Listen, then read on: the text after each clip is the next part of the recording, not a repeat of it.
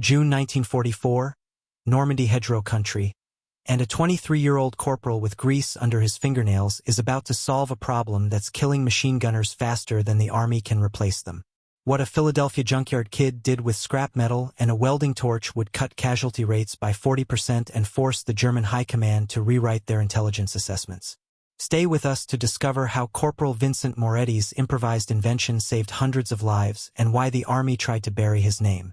Vincent Moretti grew up in the kind of Philadelphia neighborhood where you learned to fix things or you went without. South Philly in the Depression years meant his father's junkyard on Passyunk Avenue was both workplace and schoolhouse, a sprawling acre of rust and salvage where bent axles could become garden gates and shattered engine blocks yielded bolts that held a family together. Vinny was 8 when he first struck an arc with his father's welding rig, the blue-white flame hissing against a cracked pipe, molten metal pooling like mercury under the noonday sun. By 14, he could weld a seam that wouldn't leak under pressure, cut steel with an oxyacetylene torch, and read the temper of metal by its color in the flame. His father, Sal Moretti, a Sicilian immigrant with hands like catcher's mitts, taught him that everything broken could be made to work again if you understood what it wanted to be. Vinny absorbed that lesson the way other boys learned catechism, and when the draft notice came in the spring of 1943, he took those skills with him to Fort Benning, Georgia, where the United States Army was turning clerks and farmhands into paratroopers. The 101st Airborne Division's training cadre quickly discovered that Corporal Moretti, he made corporal in basic, a battlefield promotion waiting to happen, could do things with a maintenance shed and a crate of spare parts that armor sergeants couldn't manage with a full workshop. He didn't brag. He simply fixed what was broken, often before anyone officially reported it. A jammed Browning automatic rifle became unjammed. A tripod mount with a cracked traversing mechanism got a field-expedient bushing that held through 1,000 rounds of live fire. His platoon sergeant, a former Oklahoma roughneck named Frank Hayes, watched Moretti work one afternoon in April 1944, bending over a disassembled M1919 Browning machine gun with the concentration of a watchmaker, and said simply, "You keep that gun running when we jump, Moretti, and I'll keep the brass off your back." It was the beginning of a partnership that would matter more than either man knew. They went over in the early hours of June 6th, C-47 transports roaring through flak-torn darkness above the Cotentin Peninsula, and Vinny Moretti jumped into Normandy with 41 pounds of machine guns strapped across his reserve chute, his mind already calculating how to get the weapon into action if they landed scattered. They did land scattered. Hayes' stick came down 2 miles northwest of the drop zone, in a flooded meadow where German tracers stitched red lines across the water and the screams of drowning men mixed with the staccato bark of Schmeissers. Moretti hit soft ground, cut his harness, and found Hayes and 3 riflemen crouched in a drainage ditch by dawn. They moved east, gathering lost paratroopers, and by midday on June 7th they'd linked with the 2nd Battalion, 502nd Parachute Infantry Regiment, dug in along a ragged hedgerow line south of Corentin. The hedgerows were older than America, earth berms thick with hawthorn and oak roots, and they channeled every firefight into close-range murder. Vinny set up his M1919 in a gap facing a sunken lane and spent the next 2 days learning what it meant to feed belts into a gun that could spit 250 rounds per minute while German MG-42s answered with 1,200. The M1919 Browning was a magnificent piece of engineering, air-cooled, belt-fed, capable of sustained fire that could saw through a brick wall given enough ammunition. It weighed 41 pounds without the tripod, 31 for the gun itself and another 10 for the barrel and feed mechanism. Add the M2 tripod and you were hauling 55 pounds of steel that took 2 men to move fast and a third to keep fed. Vinny loved the gun's reliability, the way it shuddered and bucked but never quit if you kept it clean and didn't let the barrel overheat. What he did not love was the fact that every time you fired it, you painted a target on your position. The Germans had the MG-42, a weapon that screamed like ripping canvas when it fired, a sound that turned men's bowels to water, and they used it with doctrinal precision.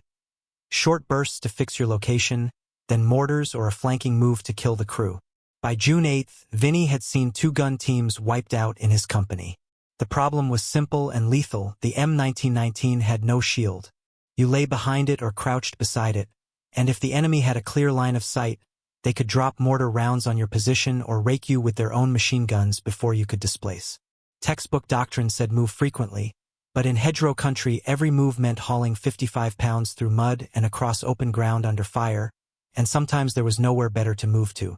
On June 13th, Moretti's gun crew took a direct hit.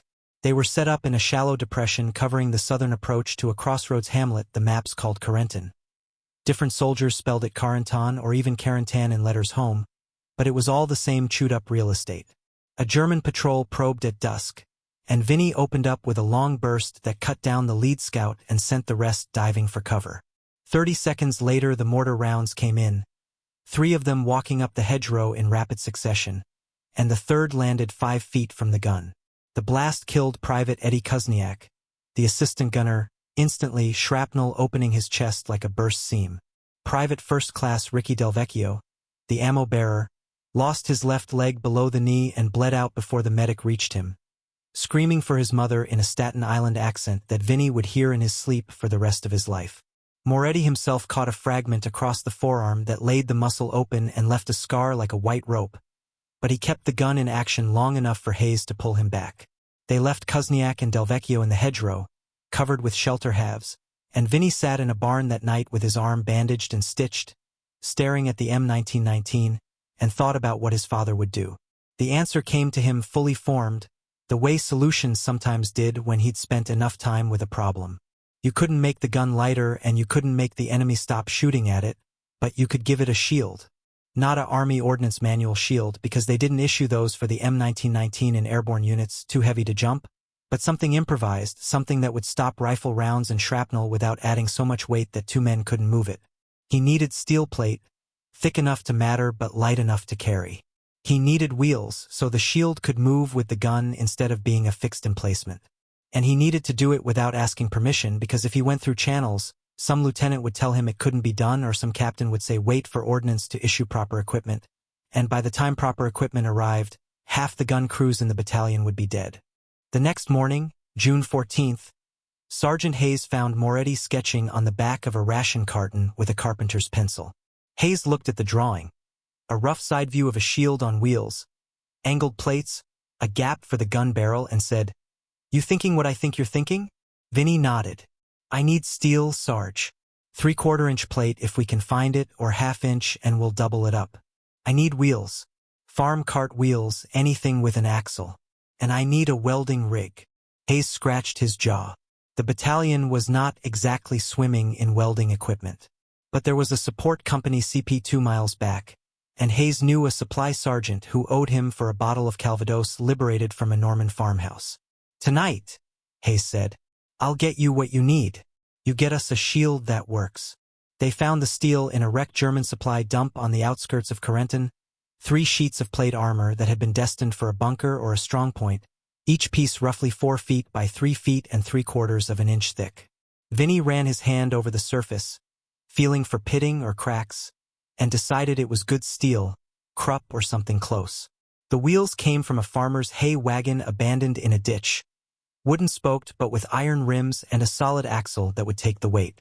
Hayes requisitioned, his word not stole, an oxyacetylene rig from the support company by promising the supply sergeant that whatever Moretti built would be tested under fire and reported up the chain if it worked. It was a lie but a useful one. They hauled everything to a half-collapsed barn 100 yards behind the line, a structure with 3 walls and part of a roof that gave them cover from observation and enough ventilation that the welding torch wouldn't suffocate them. Moretti worked through the night of June 14th into the early hours of June 15th, and Hayes stayed with him, holding a flashlight with a red lens filter and feeding him tools. The first task was to cut the steel plates to size. Vinny measured twice, then struck the torch and cut 2 angled side plates that would form a shallow V, each one 30 inches tall and 24 inches wide, designed to slope back at about 45 degrees from the vertical. The torch hissed and spat, white-hot metal dripping like candle wax, and the smell of burning steel filled the barn, acrid and electric. He cut a 3rd plate as a frontal shield, slightly smaller, with a 6-inch gap at the bottom for the M1919's barrel to protrude. Then he began welding. The seams had to be solid, no gaps where a bullet could slip through or a weak spot that would buckle under impact. He ran bead after bead, the arc casting wild shadows on the barn walls, his hands steady despite the bandage on his forearm. Hayes watched and handed him fresh rods when the old ones burned down to stubs. By 3 in the morning they had a shield that looked like a truncated plow blade mounted on the hay wagon's axle and wheels. Vinny had welded brackets to the underside so the M1919's tripod could lock in place. And he'd left a narrow observation slit just above the barrel gap so the gunner could see without exposing his head. The whole assembly weighed about 120 pounds, maybe a little more, heavy, but not impossible. 2 men could push it, and once in position it would sit stable while the gun fired. He stood back and looked at it in the dim glow of Hayes' flashlight. It was ugly, a piece of junkyard pragmatism that would never pass an inspection, but it was also exactly what they needed. Hayes clapped him on the shoulder. "You think it'll stop a bullet?" Vinny nodded. "It'll stop rifle rounds, maybe even machine gun fire if they're not using armor piercing. Won't stop a mortar. But nothing stops a mortar except not being there." Hayes grinned. "Good enough. Let's get some sleep. Tomorrow we find out if you're a genius or a fool." June 15th dawned gray and wet, a low sky pressing down on the Hedgerows like a lid. The 2nd Battalion was holding a line anchored on a stone barn complex south of Corentin, facing a tree line 400 yards distant where German forces had been spotted massing.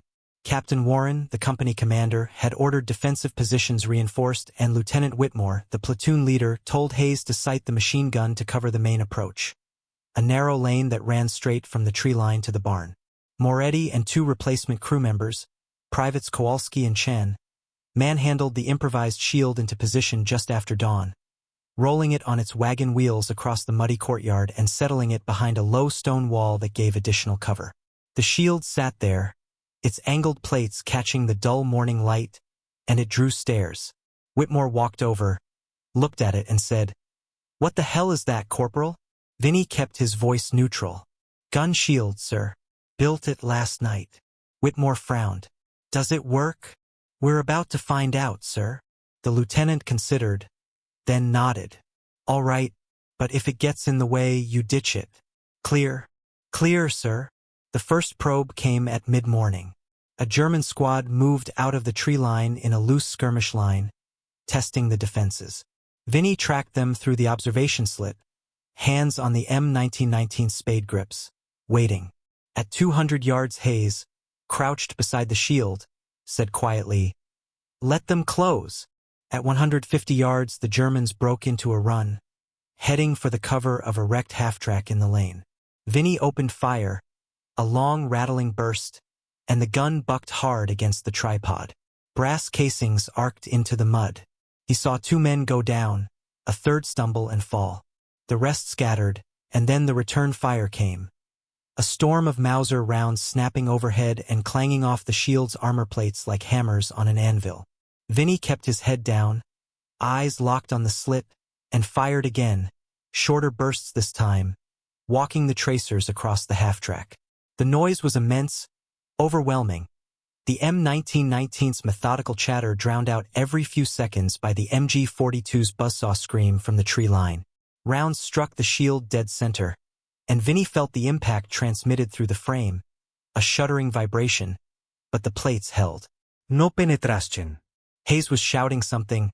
"Traverse left, left," and Vinny swung the gun, found a German machine gun team trying to set up on their flank, and put a burst into them before they could get their MG-42 into action.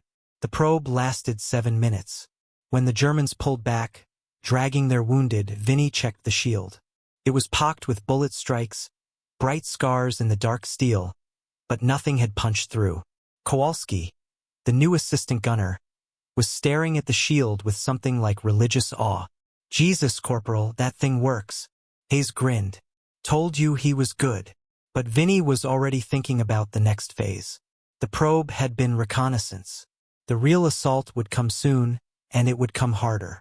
It came at 1300 hours, 1 o'clock in the afternoon, though nobody in the barn was checking watches by then. The Germans hit the line with 2 platoons, maybe 60 men, supported by at least 3 MG-42s and a pair of mortar teams that began dropping rounds on the barn complex the moment the infantry left the tree line.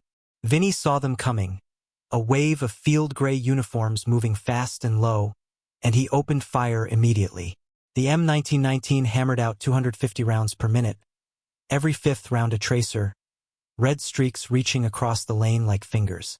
He burned through the first belt, 250 rounds, in under a minute, and Chun slapped in the second belt without hesitation. The shield was taking fire from multiple directions now, bullets ringing off the armor in a continuous metallic clatter, and somewhere behind them a mortar round hit the barn's roof, blowing a hole that rained slate and timber. Hayes was on the radio, calling for artillery support, his voice steady despite the chaos. Vinny kept firing.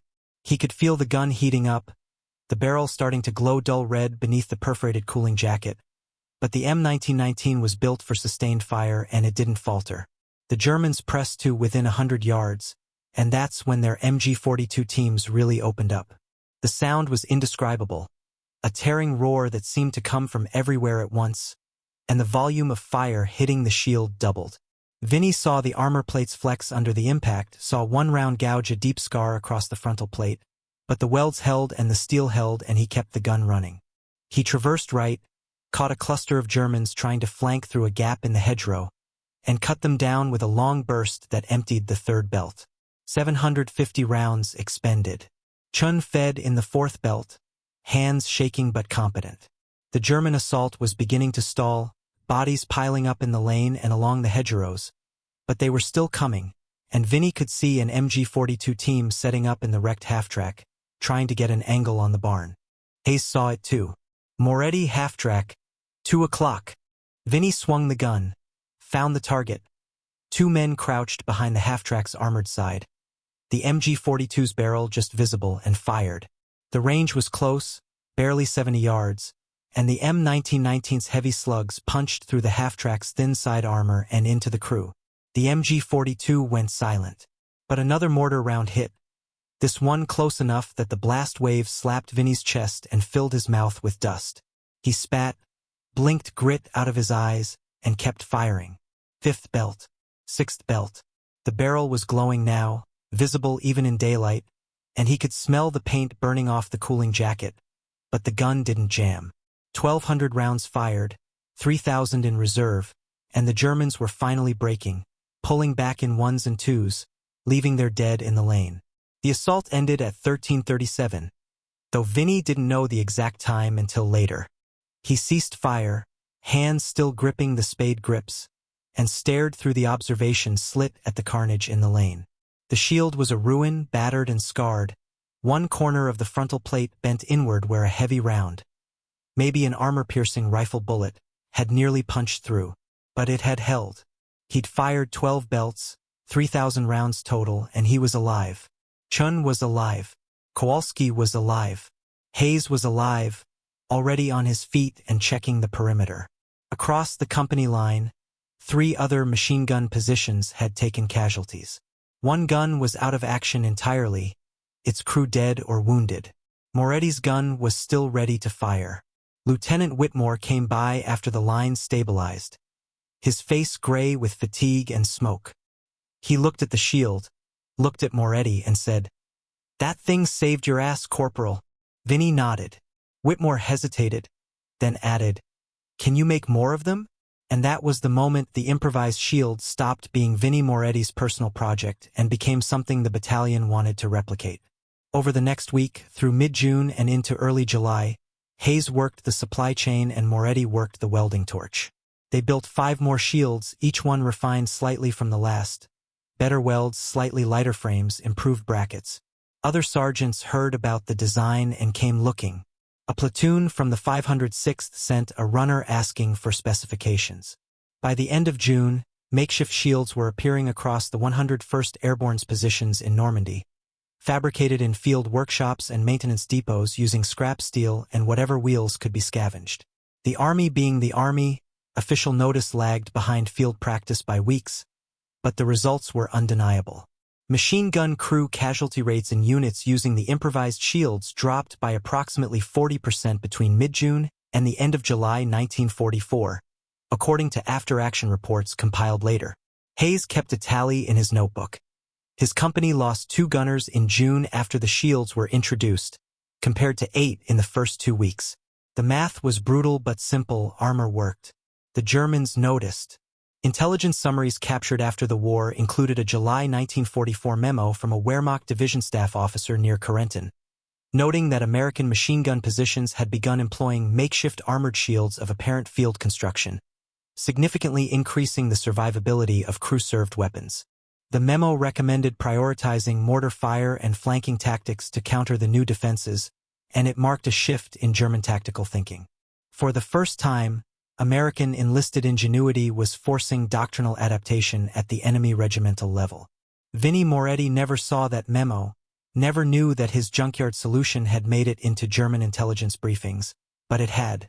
What he did see was Captain Warren and a bored-looking major from Ordnance Command, who arrived in early July and inspected one of the shields with the kind of skepticism that only staff officers can muster. The major poked at the welds, measured the plates with a tape, asked pointed questions about metallurgy that Vinnie answered as best he could, and then requisitioned the shield for evaluation. It disappeared onto a truck heading for the rear echelon, and Vinnie assumed that was the end of it. Bureaucracy had a way of swallowing good ideas and spitting out nothing. But the major, whose name was Hricks, was actually competent. He filed a report in October 1944 recommending formal development of a standardized machine gun shield based on the Normandy field improvisations. The report cited reduced casualty rates, ease of manufacture, and adaptability to existing weapon systems. It sat on desks in Washington for 3 months, bouncing between Ordnance Command and the Ground Forces Board, before someone with enough rank to matter actually read it. In February 1945, the Army approved a program to design and produce a standardized shield for the M1919, designated the M1945 gun shield. Production began in March 1945, 8 months after Vinnie Moretti built the first prototype in a Norman barn. The M1945 was heavier and more refined than Moretti's improvised version. Welded steel with a proper traversing mount, no wagon wheels, but the core geometry was identical. Angled plates, barrel gap, observation slit. It saw limited service in the final months of the European War and more extensive use in the Pacific Theater, where Japanese infantry tactics made machine gun positions priority targets. The Army never publicly credited Corporal Moretti with the design. The M1945's technical manual listed Field Modification, European Theater, 1944, as the origin, and Major Hricks's report mentioned enlisted personnel, 101st Airborne, without naming names. Vinnie received no commendation, no medal, no letter of appreciation. He did receive a promotion to sergeant in August 1944, but that was for leadership under fire, not for inventing anything. The war ended. Moretti came home to South Philadelphia in November 1945, took off the uniform, and went back to work in his father's junkyard. Sal Moretti asked him once what he'd done in the war, and Vinnie said, "I kept a machine gun running. That was true enough." He married a girl named Angela in 1947, had 3 children, and spent the next 40 years running the junkyard after his father retired.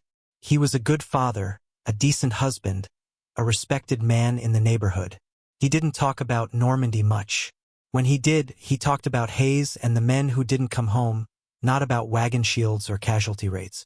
The Army had used his idea and moved on, and Vinnie had no reason to think history would remember him. History, however, has a way of circling back. In 1987, a military historian named Dr. Patricia Holbrook, researching the development of crew-served weapon defenses, stumbled across Major Hricks's 1944 report in the National Archives and noticed the vague attribution. She cross-referenced unit records, after-action reports, and casualty logs, and eventually traced the original improvised shields to the 2nd Battalion, 502nd Paracate Infantry Regiment.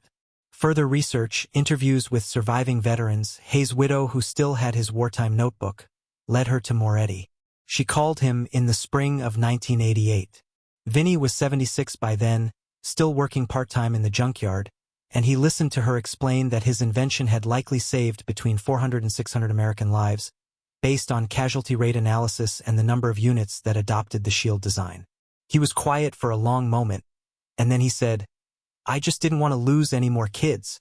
Dr. Holbrook published her findings in a 1989 paper titled Enlisted Innovation and the M1945 Gun Shield Program, which received little attention outside academic circles. Vinnie Moretti died in 1996, 3 weeks after his 84th birthday, and his obituary in the Philadelphia Inquirer mentioned his Army service in one line. The Junkyard on Passyunk Avenue closed 2 years later. There is no monument to Corporal Vincent Moretti.